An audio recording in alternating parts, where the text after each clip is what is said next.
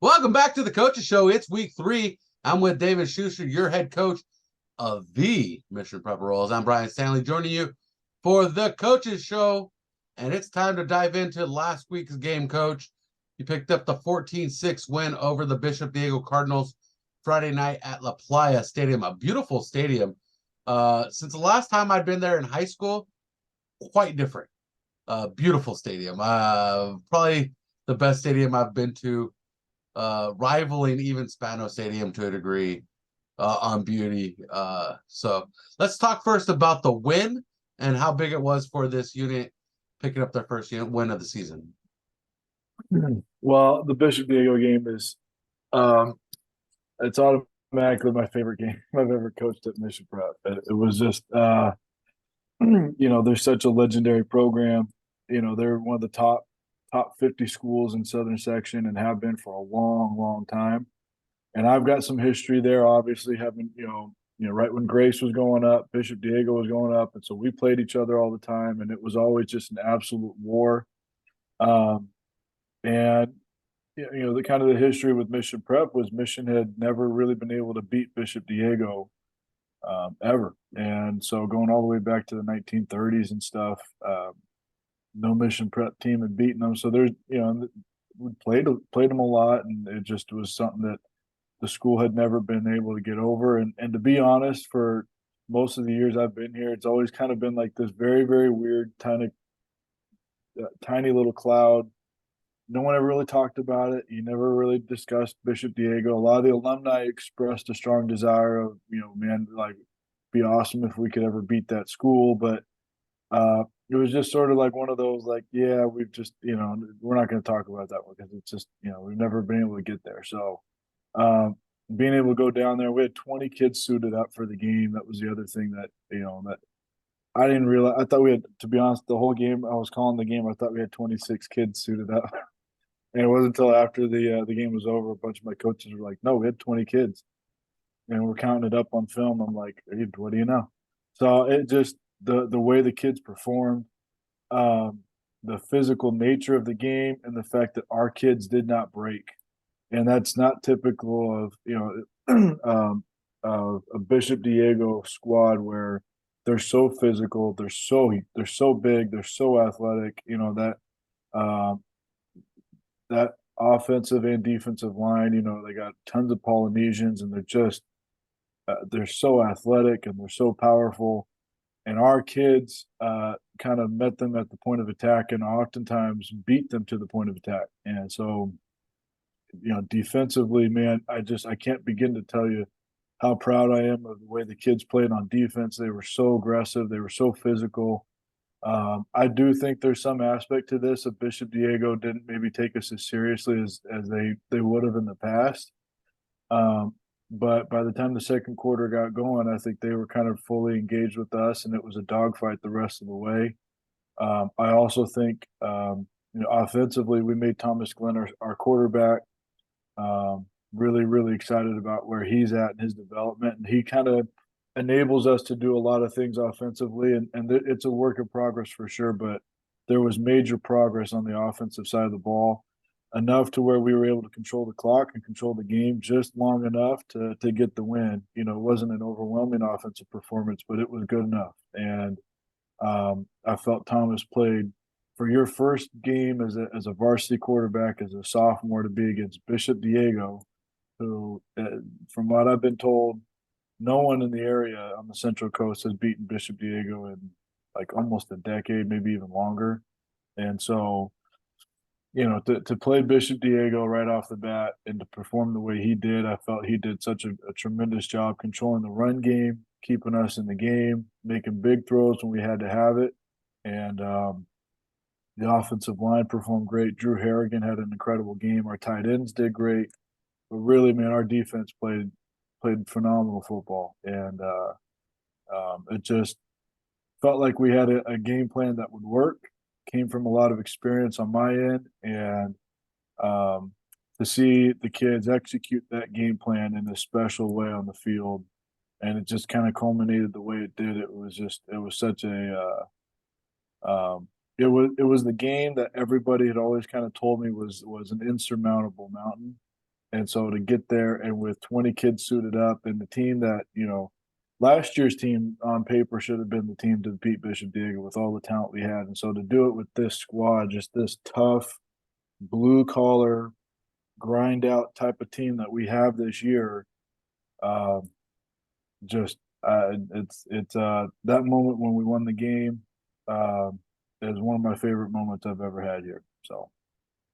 Well, Coach, I want to say great minds think alike. I think it's the ginger blood in us that have us thinking along the same paths of time management, the starting quarterback, Drew Harrigan, all in my notes. So we're going to go down my notes here and we're going to catch up with you and start with Thomas Glenn, who started his first game at quarterback as a sophomore, 3 for 8, 1 touchdown, 1 interception, throwing 53 yards in passing, including a 36-yard bomb to Connor Lopez that capped off a 73-yard drive. That drive lasted 4 minutes and 15 seconds. Mm-hmm. You had 2 big drives that chewed up 10 minutes and 53 seconds in clock. The second one is the key drive that was capped off by Drew Harrigan. Drew Harrigan finished with 130 yards, 1 touchdown, 29-yard rushing touchdown to cap off a 97-yard drive spanning 6 minutes and 38 seconds. Talk about that drive and what that grit of that offense showed on that drive to march 97 yards to not only pull out from their own end zone, but to march into somebody else's end zone. I mean, that first drive was tremendous. It felt like we'd kind of set some things up really, really well before that drive. I won't get into. I'll just say that I felt like in previous weeks and just kind of in setting this game plan up, I felt like the look was there, and I was really excited to see how this was going to go. And I was real excited with the kids' execution all week with this game plan. And I felt moving Thomas to quarterback was going to really help that too. I think his fast feet, his ability to just kind of control everything in the backfield and just handle the offense really made everybody else elevate their game too. And so as the drive got started, that was also really, I felt like the moment where the team just sort of kind of felt like, okay, we can actually do this. Because you're going through pregame and you're looking at them, pregame, and we got 20 kids suited up, and you're looking over there at the other side, and it's one of the biggest, most athletic teams we've ever seen since I've been here. And so, and the kids were absolutely fired up, and they couldn't wait to get after it. They felt prepared, but there's also a sense of like, this might go bad here real fast. And first quarter goes through, we're 0-0, and we start the second quarter, I think, on that drive. And as we get a couple of key plays going, we're getting 4 yards, we're getting 6 yards, we're getting 14 yards, and you could just sort of sense on our sideline like, okay, we got something going now, and they're getting frustrated with this. And so that was really the drive where I felt like it kind of gave our sideline and our team a sense of like, we can absolutely pull this thing off. And it kind of just felt that way the rest of the game. We felt in control, especially they got the ball back again on offense, and we get a very quick stop on defense. We get the ball back, and you could just sort of sense like, okay, we got something on defense, and we got something on offense as well that they're going to have a hard time with. So that drive really kind of changed the game. So, Coach, your Mission Prep Royals now 1-1. Catch all the replays this season on PSNtv over on YouTube. Go check out our channel. Look for Prep Sports Networks on the YouTube there, and you can find us. You can also follow everybody on Twitter or the X. Whenever I think of the X, I think of DMX. X gonna give it to you. Gonna give it to you. I don't know why. I just think of that whenever I think of X when related to Twitter. I just want to do that publicly, let everybody know what I think of Twitter X. But I'm Stanley on Sports. Coach Schuster is Coach_D Schuster. You can follow PSNtv on The Prep SN and Mission Prep Football at MCP Football. And Excuse me. Let's talk about this week, Coach. You don't got a game, you got a bye week, as the team is in Kairos Retreat. And I've been around the squad for a couple years now, still not fully on board with understanding what Kairos fully is all about. I understand it's a spiritual week for the team, for those involved outside of sports. I know it's across the Catholic realm in different avenues. They use this for youth retreats. And this is what I found as a definition from CatholicIreland.net. I had to go with the Ireland definition of this. Kairos is a Greek word meaning right or opportune moment, and is used in theology to describe a time with grace potential, contrasting chronos meaning ordinary or chronological time. Yeah, so I think the easiest way to describe it is essentially like time set apart to open yourself up to God. And it's really the culmination, and it's hard to describe unless you're on campus and you're a part of everything that's going on, but it's the culmination of 4 years. And it really is, it both kicks off and then validates your senior year at Mission Prep, because every single class has a retreat that we all take, and we take our retreats very, very seriously at Mission Prep. You know, maybe not other Catholic schools, we do at Mission, and it's a huge part of the culture that we build on campus and the value piece for each and every single kid who chooses to come to Mission Prep. And so the freshmen, they do their freshman retreat. It's 1 day on campus. Then the sophomores have a larger 1 day off campus. Then juniors are a couple days off campus, and then it culminates your senior year with this special full week Kairos retreat. And there's a number of powerful things that take place that I'm not going to really get into, other than just to say it bonds the senior class together like no other. It also opens up every single student to the conversation about how do they feel about Jesus Christ, and how do they feel about that conversation in their life. Everyone chooses to go their own way, and we respect that, but we also are very much like, we're a Catholic school. We're going to actively share the gospel. We're going to talk about Jesus Christ. These are powerful things to us. And so a lot of those things take place at Kairos. They're, down at Malibu. So, it's a beautiful setting to begin with. And it kind of finishes in a very special way when they come back on campus. And it then sets up the rest of the senior year for those kids, and the bond that they have with each other, the work that they're going to put in, the things that they do on campus, their active community engagement the rest of the way. And then it also sets up their leadership for the underclassmen as well. And so in the broadest terms, that's the best way I can explain. Kairos is just a very powerful week for us, and our entire campus goes all in on this. There's a lot of teachers off campus. It's a very low-key week for academics and for sports. We just kind of purposely, this is a week of rest and reflection and just kind of getting your mind right for the rest of the year. And so that's kind of what we're doing with football as well. Very low-key this week. We're not doing a whole lot. We're lifting, and that's about it, and just kind of getting the mind and the body in a place where they're going to be functional and operating at a high level by the time we get to, Lord willing, late November and December. So very nice, Coach. I appreciate you sharing that with us and bringing us into what the team and the Mission Prep School as a whole is doing this week. And let's talk about next week. Let's just veer off into the future just a little bit. Something we don't often get to do because we're always focused on the week at hand. So let's view into the future. Aptos comes to town. This is a team we traveled up the coast to play in their neck of the woods last year, and they kind of put a whooping to us last year.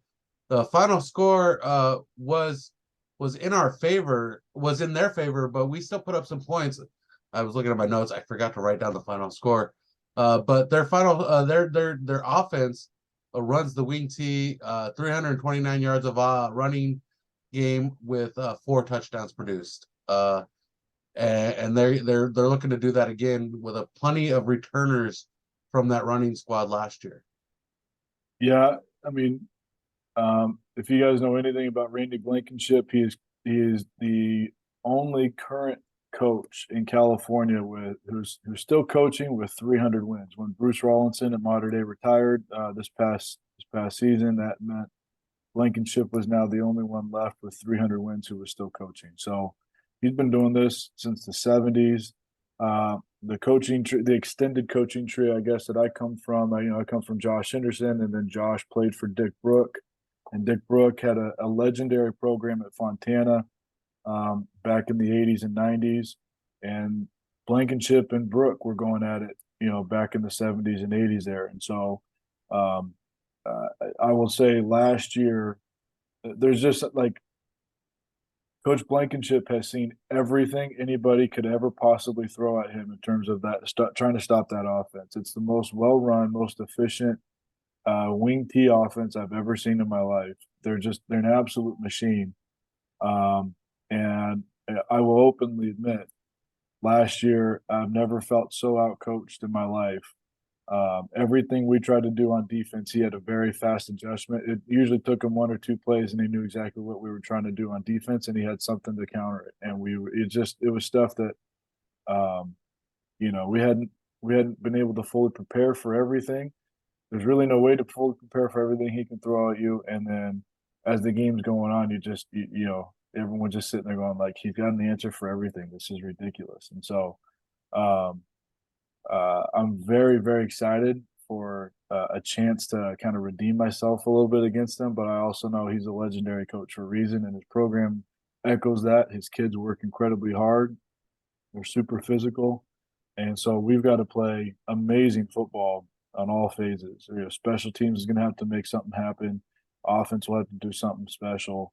And defense is going to have to find a way to get stops against maybe the most difficult offense in California to prepare for. And so that was part of the reason why we scheduled them. Was we just felt like by the time we got through dealing with Aptos, everybody else that we game planned for is going to feel pretty easy. And so there's just so much you got to account for. There's so many formations, so many motions, so many different plays off of all of it. And it goes so quick, and just the slightest miscalculation by a kid, and there's a touchdown that happens, and so it's difficult, but very, very excited to game plan for this. And I will say this team this year feels a little bit better prepared to deal with this team than last year's team. I think we kind of knew it was going to be tough, and then we showed up, and it was just a lot to deal with. And so I think this group is excited to take on that challenge, but it is quite a challenge. So, Coach, I want to divert from the team itself for a second and talk about you as a coach, and coaching against Coach Blankenship up at Aptos, and coaches of his nature, coaches with a tenure of great lineage of players and records. And how does that play in for you when you get a second opportunity to go against a legendary coach in general? It kind of gives you an opportunity to redefine your playbook, and test your own theories against a legendary coach. Do you feel that just makes you a better coach as a whole when you get these second and third opportunities against legendary coaches, that the first time you realize that you were, as you said, out coached, and now you get to see where your shortcomings were against these legends? Yeah, I think part of it, like I'll use like CVC for example. We played them the first time, we got blown out. Then we played them the second time, and obviously it went our way in a big way. Um, Part of it is a lot of these coaches, by the time we play them, have got everything really well established, and it's only really been for us the last couple of years when we've started to get the program fairly well established. The first 3, 4, 5 years, it was still a major rebuilding project. So we would take on some of these big teams, and we were just not quite at that level.